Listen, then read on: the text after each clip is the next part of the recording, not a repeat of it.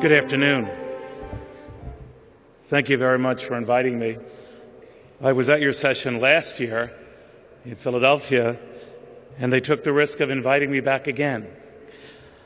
I don't hide the fact that I have multiple sclerosis, and I got to be honest, I came here because I thought they were handing out free drugs. Turns out that is not the case. But if you are, I'm actually right back here. I don't mention the MS to get your sympathy, although if I bomb in the next 15 minutes, do keep it in mind. I think the one good thing about having MS is it teaches me, A, to be a little bit more thoughtful, and people at Fox, by the way, are thoughtful, but it also gets me out of a lot of chores at home. So if my wife is saying take out the garbage, I could say, geez, you know, the MS is acting up. She's brutal, though. She says, take out the damn garbage. But I'm very grateful to your industry because had I been diagnosed just a few years earlier than I was, some 9 years ago, I'd have been in a wheelchair today. And I'm not. And there are many people who look at me today and say, gee, you seem pretty normal, your comments on TV notwithstanding. And I think they're a little surprised, but I owe it to a lot of people probably right in this audience for that. And I think we lose sight of what this industry does. Now, I'm going to be a little cruel here, and I hope you don't take it personally, but I tend to be a little cruel on my show, so I thought I'd be a little cruel with you. You guys don't brag enough. Take it from me. I come from an industry, all we do is brag. I mean, we thrive on just the smallest ratings increase and say we're number one. Now, in Fox's case, we are. But the fact of the matter is that your industry doesn't do enough of that, and you are allowing the picture painted of you to be that which we get through the prism of a very skeptical media that doesn't trust you, that thinks a lot of the drugs are too pricey, if unattainable, and that you really haven't done any good at all. So to those who are subjected to that, I have one piece of advice. Quit watching CNN. That was a joke. Well, I know there's someone from CNN here saying, there they go again.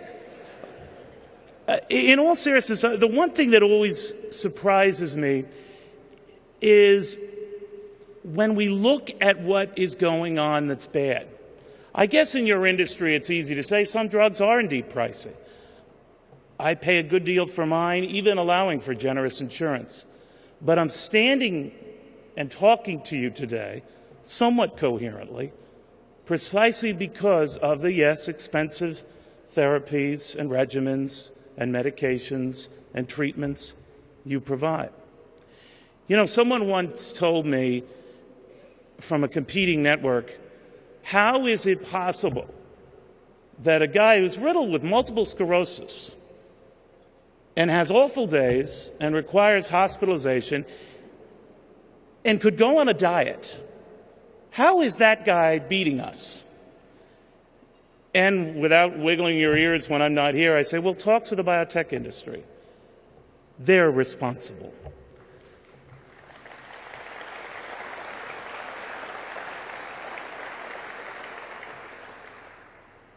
But you're not saying that. Now, I'm not saying I should be your poster boy. I think you can do much better. But I think you're allowing the media to define you because the bad news is what gets out there and what rates. You know, I always think of why is it my industry gravitates to the awful stories. And I know we report on the one plane that crashes and not the millions that do not, simply because it is an oddity. But would it kill any of us in the media to look at the good side of the story? You know, I'm the product of an Italian immigrant and an Irish immigrant. By the way, they both got here legally, I should point out. But I remember that they were so proud when they had their first son. And one of the things that happened as I was going through school is, this might shock you, but I wasn't a great student. In fact, I was an awful student. They had these things called deficiency slips. For the parents out there, do they still have these? They monitor your kid's progress or the lack thereof, and if you're doing poorly, you get deficiency slips. Well, I collected them like speeding tickets. And I could still remember my Irish mom seeing all of these deficiency slips, and she's saying, look at the D's and the F's. What is he doing? And my father, an Italian of very few words, looked at the same deficiency slips and said, well, look at the bright side. We know he's not cheating. And the reason why I look back at my mom and dad is they always found the silver lining. They always looked at the good news. They always turned things around to look at what was going well. In fact, years later, when my mom had since passed away and my dad was still alive, and he's watching me on TV, he's just shaking his head and he's saying, you know, only in America can you be the guy giving financial advice. And I guess what I marvel looking back at my mom and dad is they didn't succumb to that feeling of looking at the negative, of being bummed out by what we see that's all wrong. There's a predisposition for some in the media, I must stress some, not all, the vast majority, by the way, but to say the world stinks, to say everything is bad. You know, to say that Vioxx, for example, and the ongoing trials you're seeing going on with Merck, you'd swear that this thing was killing everybody. And I'm not dismissing those who've had complications with the drug, but I've actually looked into this saying, all right, what are the percentages that we know of? What are the percentages that we know of? Have we talked to anyone who has benefited from Vioxx? Have we talked to anyone who wanted to keep that drug on the market because it was easing their pain and giving them a more fulfilling life?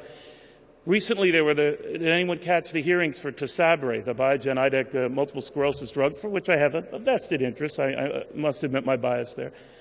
And there were so many people at those hearings, including, I never forgot, a young mom who, at least in early trials of Tysabri, had been able to mitigate the severe forms of her MS so that she could hold her child. She told committee members who were there, I would gladly sign a waiver that I will accept any and all risks associated with this drug just so that I can hold my son. But her story got buried. The good news got hidden. And the Merck stories got the attention. That is irresponsible in the media. I'm not saying don't cover those who have problems with Vioxx, don't cover those who might have had problems with Tysabri, but would it kill anyone to mention the vast majority of people who did not, do not, will not? What is most dangerous in this country, my friends, is this predisposition to look at the glass as half empty. You know, a criticism I get on my show, I remember I think it was a New York Times review, who they expressed puzzlement as to how I had the #1 business show. By the way, I have the #1 business show in America. But again, I don't like to brag. But what's interesting is that Neil has a very cockeyed, Pollyanna, optimistic view of the world. And I do. And I'm guilty of that. But I'd rather be guilty of that than going the other way and giving you a sorry, sordid, sardonic view of the world where everything is going bad. You know, you folks know the statistics and numbers far better than do I, but you can't help but think that you'll do better with a disease or get through a divorce or deal with the death of a close and intimate loved one with the right attitude than with a poor attitude. Calamities will affect us all. But what scares me the most about what's happening in the media today is we focus on the calamities. We focus on the 12 or so companies that have been brought up for financial irregularities or worse, but ignore the vast majority that do not. You know, hearkening back to my deficiency slips, take it from someone who's not the brightest bulb on the tree. 12 versus 12,000 publicly listed companies. You know what? Even I did that math and said, you know, I think the good guys are winning. But the good guys don't get the press. Some of the people sitting in this very room now are responsible or indirectly responsible for therapies that are helping the very journalists who are pissing on them. Take their medication away. See what they do.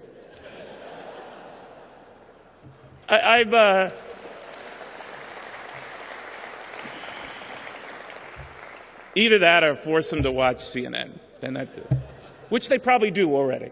But I just think when you're saving lives and making lives better, I'm not saying the media has to say thank you, but I think you're due slightly better than a screw you. I don't mean to be apolitic or crude to you. I save that for my show or when I'm on with my friend Bill O'Reilly. He saves it for everybody. But I think we have to realize the good that's going on here, the marvelous therapies and regimens that are out there today that are ignored. I know there is this tendency to look at what isn't working. And I'm guilty of it myself. Some people said, what was the saddest day in my life? And I could talk about my mom passing away, my dad passing away, about me getting cancer, then getting MS. But the saddest day for my life, I don't want to bore you, because a lot of you are sleeping now. It seems I've succeeded. But the saddest day for my life was sending my daughter off to college. Right after that was her first parents' weekend where she said, Dad, I have a guy I want you to meet. This guy had purple hair. He had staples in his eyebrow. My wife, who could have made peace with Osama bin Laden, has the bright idea to say, why don't we all go out to dinner? I didn't want to go out to dinner. So she said, this place has good wine. I went out to dinner. And I'm watching my daughter with this freak of nature. And they're all over each other. They look like a pretzel. I turn around to my wife. I said, did we do that? She said, not enough.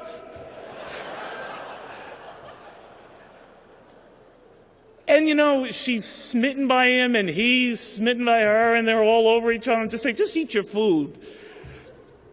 They say, more wine. I keep coming, keep coming. So after a few bottles and the dinner's over, my wife has the bright idea, I'll drive us back. We drop this thing off to his dorm, and then I take my daughter to her dorm. And she gives me a big hug and says, Dad, it really meant a lot that you took him out tonight. I know it wasn't easy for you, and it means a lot.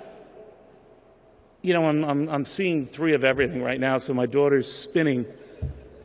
But as I'm walking down her hallway, just glad that I survived the night, she said, Dad, one more thing. The thing I love most about him? I turn around and say, what, honey, what? He reminds me so much of you. I mentioned that story. You dads out here will know exactly what I'm talking about. I don't mean to sound sexist, but moms, it doesn't affect you as much. You might with your son, the first time with the one, but, come on. But I always remembered as the years went on, this kid was actually not a bad kid. He's dyed his hair back to its natural green. And he's actually a smart kid. He was a big volunteer for Howard Dean. That alone made me question his thought processes. But he really worships her, treats her very well, and so she's happy. Now, I would have never figured it out. But I mention that because I'm guilty of it too. I'm guilty of looking at what looks like something negative. I just want to remind you that it's time for you to start bragging. It's time for you to point out, as my daughter did with this guy, he has good qualities. You have good qualities. It's time to point out to the same journalist who bemoaned the price of a drug that thanks to you guys, there is that drug. It's time to remind a world that suffers from rampant depression that because of the inroads folks like you have made, they can have depression, deal with depression, and beat depression. I only say that because I come from an industry where everyone's depressed. I think you need to remind people that focus on the controversy to also focus on the good. I told a story of a friend of mine who's now a very big muckety-muck at Merrill Lynch. We went to grad school together, and I got to tell you, if you can believe it, he had a lower grade point average than I did.